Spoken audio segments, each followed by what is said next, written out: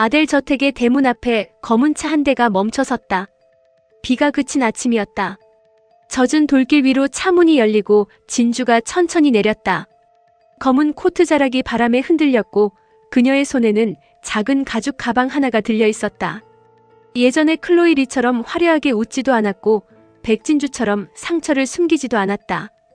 그녀는 이제 두 이름을 모두 끌어안은 얼굴로 아델 저택을 바라봤다. 자신을 죽은 사람으로 만들었던 집, 아버지 백준기의 죽음과 김명희의 비밀과 박민준의 이름이 엉켜있는 집, 그리고 김단희가 지키려 하는 권력의 중심. 진주는 대문 앞에서 한 번 숨을 골랐다. 아빠, 나 들어갈게. 그녀는 낮게 속삭이고 걸음을 옮겼다. 현관 안쪽에서는 옥집사가 그녀를 기다리고 있었다. 옥집사는 예전처럼 웃고 있었지만 눈빛은 전보다 깊었다. 오셨네요, 클로이 씨. 진주는 그 호칭에 멈췄다. 이제 그 이름으로만 부르지 마세요. 옥집사의 눈썹이 아주 조금 움직였다. 진주는 곧장 말했다. 전 백진주이기도 하고 클로이이기도 해요. 둘 중 하나로만 숨을 생각 없습니다. 옥집사는 잠시 진주를 바라보다 고개를 숙였다. 안으로 드시죠.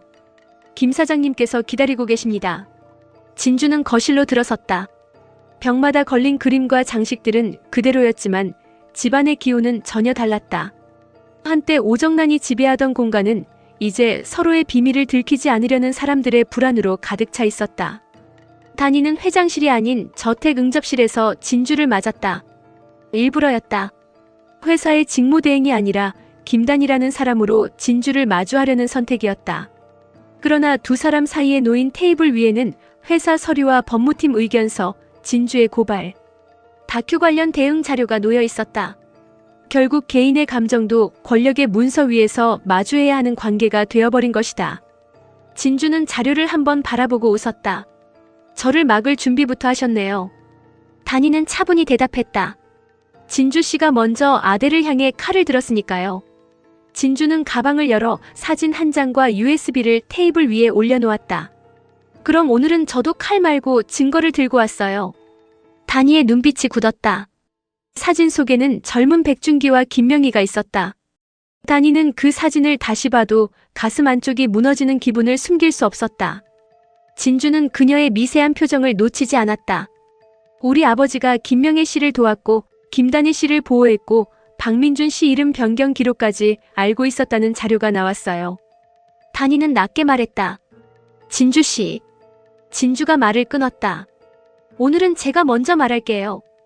아델가에 들어오겠습니다. 단희의 표정이 바뀌었다. 무슨 뜻이에요? 진주는 똑바로 바라봤다. 고발 다큐 공개 전까지 저는 이 집에 머물겠습니다. 회장님 금고 백준기 대표 사건, 김명희 씨 기록, 민준 씨 이름 변경 자료까지 제가 직접 확인할 거예요. 단희의 눈빛이 날카로워졌다. 그건 허락할 수 없어요. 진주는 의자에 앉지 않은 채 말했다. 허락받으러 온 거 아니에요. 조건을 통보하러 온 거예요. 단희는 천천히 자리에서 일어섰다. 여기가 어떤 곳인지 알고 들어오겠다는 겁니까? 진주는 대답했다. 네. 나를 죽인 사람들이 살던 집이라는 것까지 알아요. 응접실 바깥 복도에서 윤정이 숨을 삼키며 두 사람을 바라보고 있었다. 그녀는 곧 단희에게 달려가고 싶었지만 멈췄다. 지금 이 대화는 누구도 대신 막아줄 수 없는 일이었다. 단희는 진주를 바라보며 낮게 말했다. 진주 씨가 이 집에 들어오면 정난 씨가 움직여요. 현준 씨도 흔들리고 민준 씨도 더 위험해져요. 진주는 고개를 끄덕였다. 그래서 들어오는 거예요. 모두가 숨기던 걸 한 집안에 모아야 진실이 튀어나오니까요. 단희는 고통스럽게 눈을 감았다 떴다. 그 방식이 사람을 더 다치게 할 수도 있다는 생각은 안 해요. 진주의 눈빛이 흔들렸지만 목소리는 단단했다.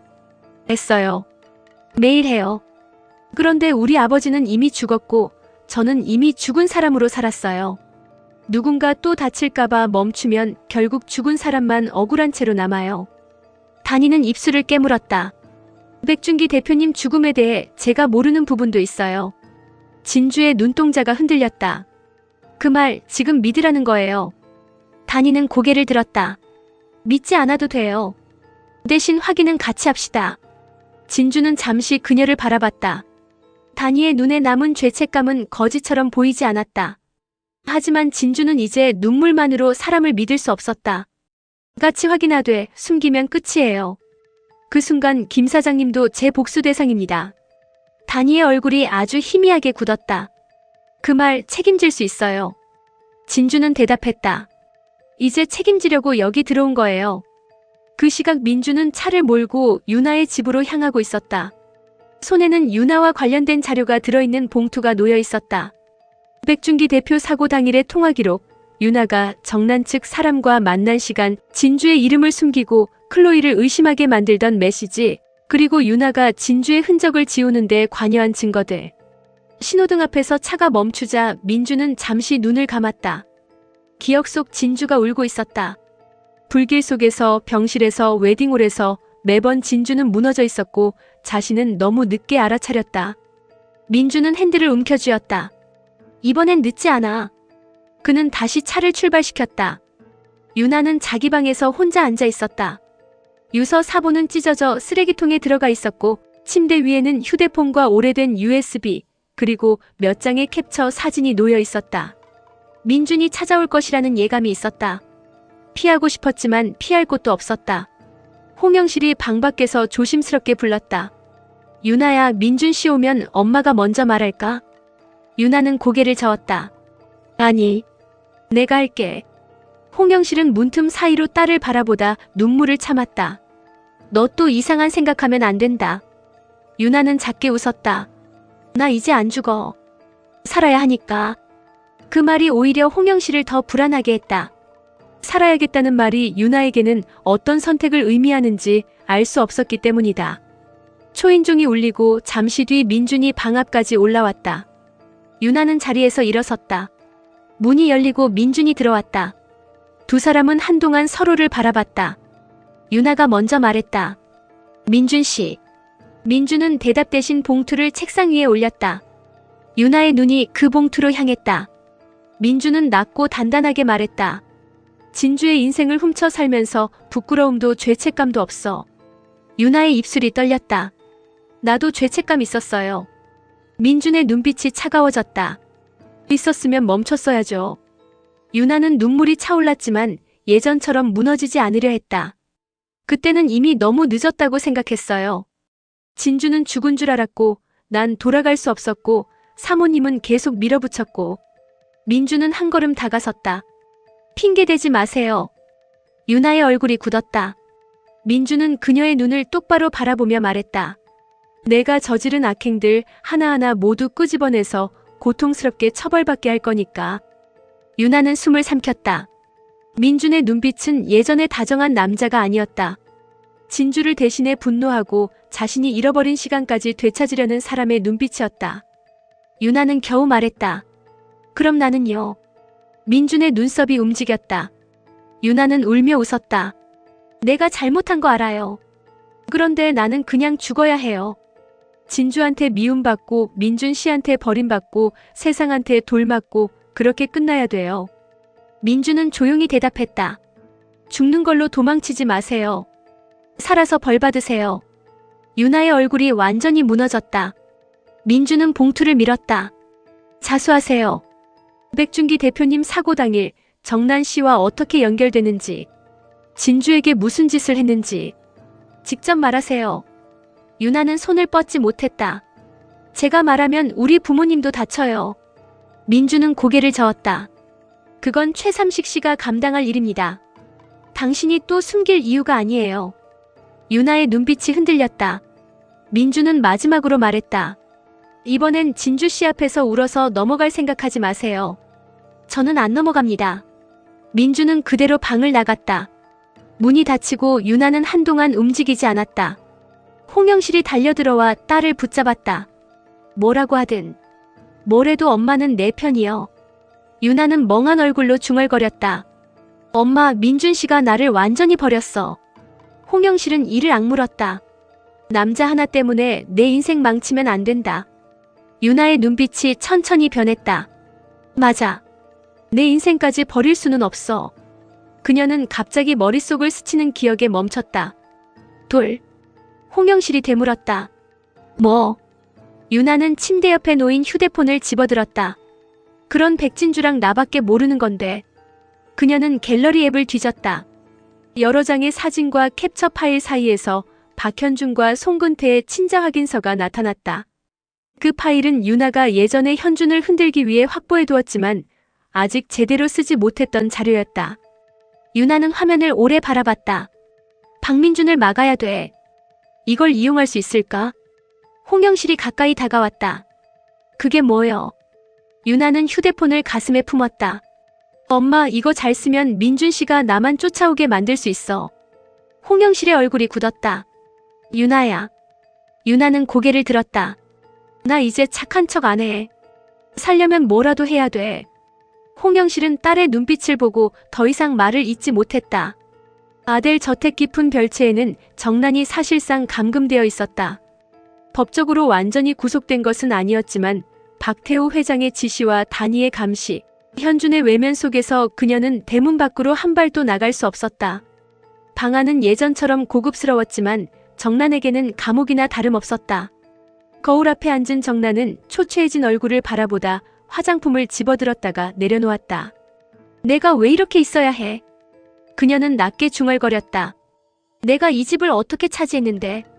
그때 문이 열리고 송근태가 들어왔다. 그는 조심스럽게 쪽지 하나를 내밀었다. 정란은 그를 노려봤다. 뭐야? 송근태는 낮게 말했다. 클로이 씨가 보낸 겁니다. 정란의 눈빛이 달라졌다. 클로이가. 그녀는 쪽지를 받아 펼쳤다. 김단희 관련해 직접 만나고 싶어요. 내일 아침 9시 대문 밖에서 대기할게요. 정란은 글자를 천천히 읽고 입꼬리를 올렸다. 클로이, 이게 나를 시험하네. 어떻게든 여기서 탈출해봐라. 송근태는 불안한 얼굴로 말했다. 왜? 아무리 누님이라도 여기서 어떻게 나가요? 정란은 그 호칭의 순간 눈을 들어 그를 바라봤다. 송근태가 예전처럼 사모님이라고 하지 않은 지 오래되었다. 누님이라는 말은 정란에게 이상하게 오래전 바닥에서 함께 도망치던 시절을 떠올리게 했다. 그녀는 잠시 생각하다 웃었다. 근태야. 송근태의 얼굴이 굳었다. 정란이 아주 부드럽게 말했다. 내가 나가면 되잖아. 송근태는 고개를 저었다. 안 됩니다. 정란은 다가와 그의 손을 잡았다. 클로이가 나를 부른 게 아니라 김단희를 부른 거야. 그 애가 뭘 알아냈는지 확인해야 해. 이건 현준이 문제이기도 해. 송근태의 눈빛이 흔들렸다. 정란은 그 틈을 놓치지 않았다. 현준이 지키려면 나가야 해. 너도 알잖아. 김단희와 클로이가 손잡으면 현준이부터 버려져. 송근태는 괴로워하며 고개를 돌렸다. 정란은 낮게 말했다. 한 번만. 이번 한 번만 나 도와. 송근태의 손이 떨렸다. 그는 정란을 미워하고도 끝내 완전히 끊지 못했다. 진주는 저택 안객실로 안내되었다. 단희가 허락한 것은 아니었다. 박태호 회장이 완전히 깨어나기 전 진주를 밖에 두는 것보다 안에 두고 감시하는 편이 낫다는 판단이었다. 진주는 객실 창가에서 정원을 내려다봤다. 아래쪽 별채 방향으로 송근태가 지나가는 모습이 보였다. 그의 손에는 작은 봉투가 들려 있었다. 진주는 눈을 가늘게 뜨고 바라보다 휴대폰을 꺼냈다. 제임스에게 짧은 메시지를 보냈다. 정란이 움직일 것 같아요. 곧바로 답장이 왔다. 혼자 움직이지 마. 진주는 답장을 하지 않았다. 그녀는 가방 안에서 USB 사본과 백준기 보호 기록을 꺼냈다. 김단희가 백준기의 보호 대상자였다는 사실. 그것이 의미하는 바는 아직 완전히 드러나지 않았다. 백준기가 단희를 숨겨준 이유가 단순히 명의 때문인지 아니면 단희가 아델을 무너뜨릴 결정적 증인이었기 때문인지 진주는 알아야 했다. 그리고 그 답을 가장 잘 아는 사람은 어쩌면 오정란이었다. 저녁 무렵 단희는 회장님 방에 들어갔다. 박태호 회장은 눈을 감고 있었지만 전보다 호흡이 안정되어 있었다. 단희는 침대 옆에 앉았다. 회장님, 진주 씨가 이 집에 들어왔습니다. 회장님의 손끝이 미세하게 움직였다. 단희는 이어 말했다. 백준기 대표님이 저를 보호했다는 기록을 봤어요. 저는 몰랐습니다. 정말 몰랐어요. 그녀의 목소리가 갈라졌다. 그런데 진주 씨는 이제 저를 의심합니다. 그럴 만하죠. 저라도 그랬을 겁니다. 회장님은 눈을 뜨지 않았다. 단이는 고개를 숙였다. 회장님이 깨어나시면 이번엔 전부 말씀하셔야 합니다. 저를 이용하셨든 언니를 숨기셨든 민준 씨 이름을 바꾸셨든 더 이상 아무도 대신 숨겨줄 수 없습니다. 그때 회장님의 입술이 아주 희미하게 움직였다. 단이는 가까이 다가갔다. 박태호 회장은 거의 들리지 않는 목소리로 말했다. 백준기. 단이의 눈동자가 흔들렸다.